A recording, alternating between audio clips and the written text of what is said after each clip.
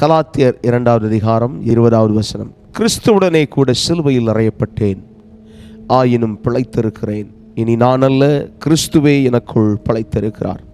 எனக்கு அன்பானவர்களே, கிறிஸ்துவின் சுபாவம் இன்னதென்பதை குறித்து நாம் பார்த்து கொண்டிருக்கிறோம். இன்றைக்கு நான் வேதத்தை திருப்பி எடுக்கும் பொழுது ஒரு வார்த்தை, அந்த வார்த்தை ஆராதனை வேளையில் வந்த அதே வார்த்தைக்கு ஒத்துப்போய் இருந்தது. தேவனுக்கு மகிமை உண்டாவதாக. யோவான் எழுதின சுவிசேஷ புஸ்தகம் 1வது அதிகாரத்தில் இருக்கிற அந்த வசனம் 47வது வசனம், 48வது வசனம். இயேசு நாத்தான்வேலை தம்மிடத்தில் வர கண்டு அவனை குறித்து, இதோ கபடற்ற உத்தம இஸ்ரவேலன் என்றார். அதற்கு நாத்தான்வேல், நீர் என்னை எப்படி அறிவீர் என்றான். இயேசு அவனை நோக்கி, பிலிப்பு உன்னை அழைக்கிறதற்கு முன்னே நீ அத்திமரத்தின் கீழ் இருக்கும்போது உன்னை கண்டேன் என்றார். அல்லேலூயா. ஆவியானவர் ஒருவரே, ஆவியானவர் ஒருவரே. இந்த வசனத்தை எடுத்து நான் பார்க்கும் பொழுது இதற்கும் நாம் வாசித்த கலாத்தியருக்கும் என்ன சம்பந்தம் என்று பார்க்கும் பொழுது வேதத்தில் இருக்கிறது, மனுஷன் முகத்தை பார்க்கிறான், கர்த்தரோ இருதயத்தை பார்க்கிறார். 1 சாமுவேலில் நாம் ராஜாவாக தாவீதை கர்த்தர் அபிஷேகம் பண்ணும் முன்னே சாமுவேலின் இருதயமோ அல்லது சாமுவேலின் கண்களோ சவுளை போன்ற ஒரு பராக்கிரமசாலியை போன்ற ஒரு மனிதனை தேடிக்கொண்டிருந்தது. ஆனால் கர்த்தரின் பார்வையோ அவரின் இருதயத்துக்கு பிரியமானவனை நோக்கி கொண்டிருந்தது. அன்பானவர்களே, இன்றைக்கும் தேவன் கள்ளம் கபடம் இல்லாத மனிதர்களை தேடுகிறார். கபடற்ற உத்தம இஸ்ரவேலன். இவருடைய கண்ணோட்டம் மற்றவர்கள் பார்க்கிறது போல இல்லை.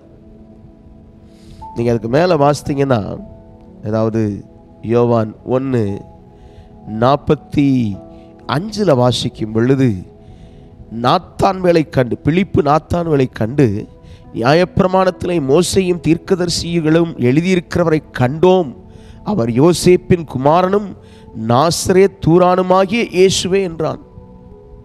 46வது வசனம்.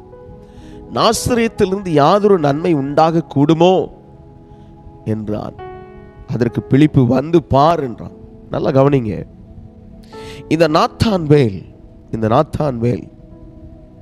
ஒரு சாதாரணமாக ஒரு சம்பாஷணைகளை சொல்லும்போது, அது எப்படி, அது நாசரேத்திலேருந்து ஒன்றும் கிடைக்காதில்லை, அது வரைக்கும் நடந்ததில்லை. நாசரேத்திலேருந்து யாரும் அப்படி இயேசுவை போல வந்தவங்க கிடையாது.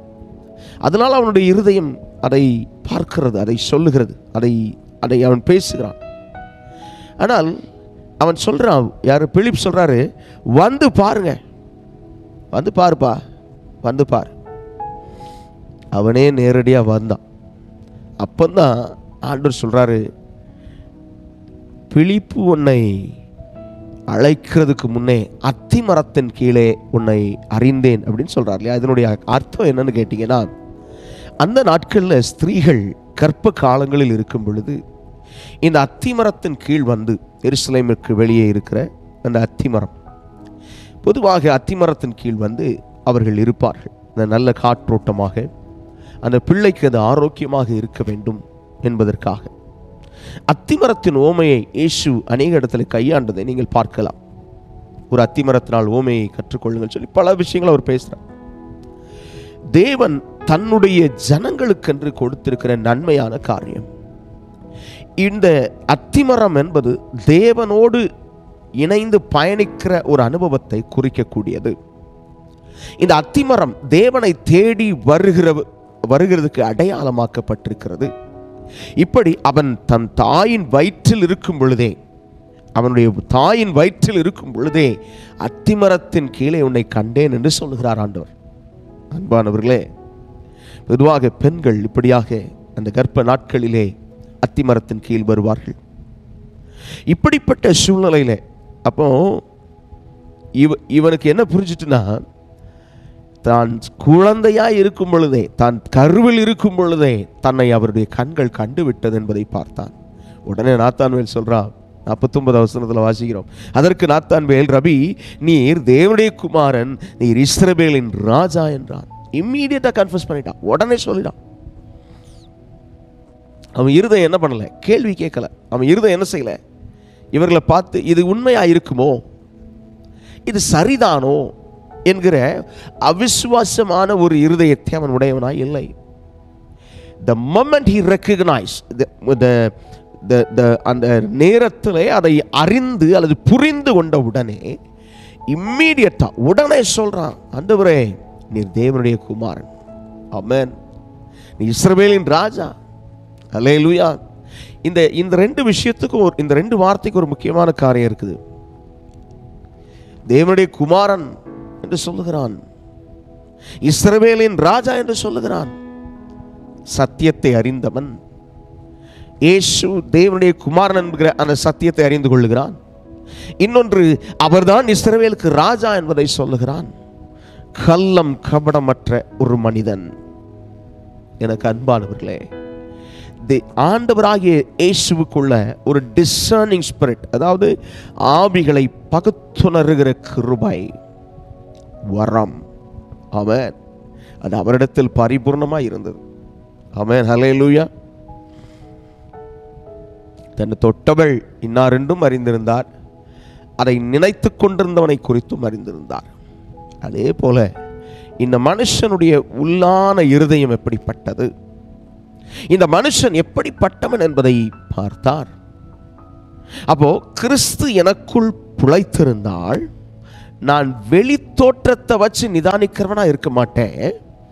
அவன் யார் என்பதை அல்லது அவள் யார் என்பதை உள்ளான ரீதியிலே, ஆவியிலே அவள் யார், எப்படிப்பட்டவள் என்பதை நான் என்ன செய்வேன்? கவனமா பார்ப்பேன். அல்லேலூயா.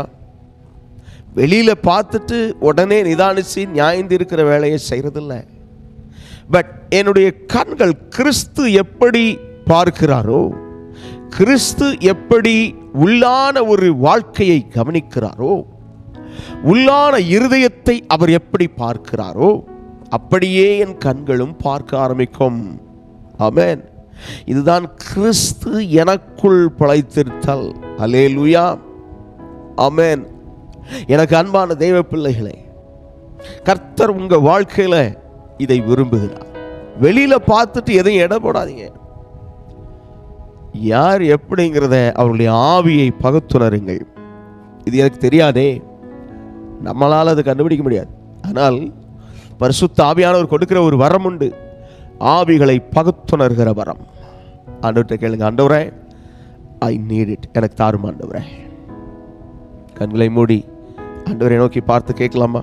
ஆண்டவரே, கபடற்ற உத்தம இஸ்ரவேலன் என்று நீர் பார்த்தது போலவே நானும் அப்படி இருக்கணும். நான் பார்க்கிற ஜனங்களை கவனமாய் அவருடைய ஆவியை பகுத்துணர்கிற வரத்தை எனக்கு தாரும். கேட்கலாம்.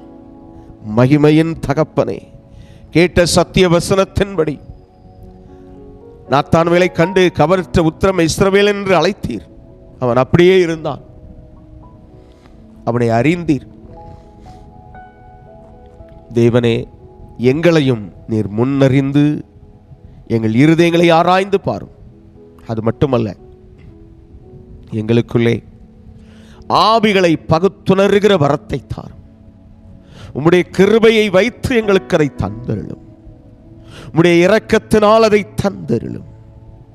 ஆண்டவரே, ஒவ்வொருவருக்கும் இந்த கிருபையை தாரும். தேவனே, இந்த நாளின் ஜெப நேரத்தில் இருக்கிற ஒவ்வொரு பிள்ளைகளை, கர்த்தரை மகிமைப்படுத்த வேண்டும் என்று வந்தவர்களை ஆசீர்வதியும். இந்த வார்த்தைகளை கேட்டுக்கொண்டிருக்கிற ஒவ்வொருவருக்கும் அவருடைய கண்ணோட்டம் கிறிஸ்துவின் பார்வை எப்படியோ அப்படியாய் மாறட்டும்.